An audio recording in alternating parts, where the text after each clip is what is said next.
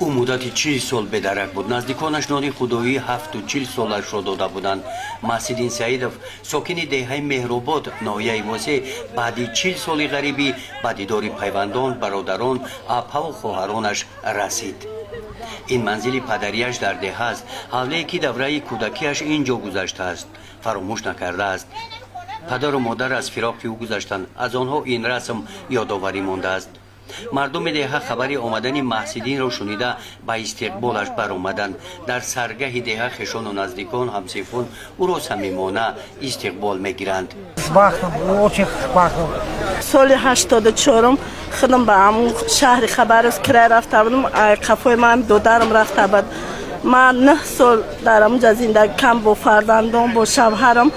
من به وطنم گشتم اومدم. دختر من دیگر نیامد. من یاد ندارم راستی گپ من ندیده بودم میرم. من 3 ساله بودم چند ساله بودم. من یاد ندارم راستی گپ. خیلی برای فرزند پدرم. سرگذشت مسعودین در مهاجرت بیرون از وطن پر از قصه های جالب هم تربیوی و برای نفرانی که به مهاجرت مهنتی سفر دارند دستور مصلحتی راهنما می باشد.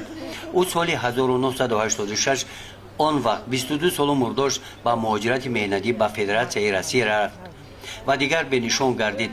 نزدیکانش بعد جستجوی‌های زیاد از پیدا شدنش امیدشان را کندند و نان خدایی او را دادند.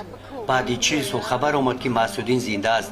سراغش معلوم شد. عبدالرحمن ناصرов که بین همدهگانش با عملهای خیرخواهانه در بیرون و بیرون از آن ساکنان او را میشناسند، از دهه مهرآباد برای پیدا کردن همدهش به سراغ مسعودین به شهر نوسیبیرسک رفت.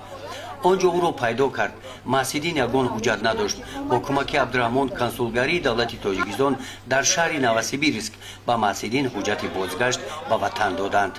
همه آدم در همه زندگی با او درجه عذاب کشیدگی و دیگر در ملک غریبی که دیگر یگان باوری به آدم به شهروند نمانده. میگمش که برای چی؟ میگه که همه مرا فریب کردن. من به حجت، به شهروندی، به هیچی یگان کس مرا یادم. در حیات میگه آدم‌ها بسیار بودن. تاجیک‌ها خیلی دیگه ملت روس هم دیگر گردن. نکی همه وعده خالی تمام. خیلی من روز گفت در دوام 3 روز باوری همه آدم در درام آدم بعد خشتیم با وسیله راه در ماشینی شخصی ما انا سرحدی چی را باید از 4 روز گذشتیم. این شادی و خرسندی مسعودین در وطن تاجیکستانی عزیز در زادگاهش دهه مهرآباد ناحیه واسه است. احساسش را با رقص افاده دارد که در غریبی چنین امکانیت برایش مهیا نبود. گزارش خواجه نظریف خود نظر ظهورov از ناحیه واسه برای برنامه اطلاعاتی نوید.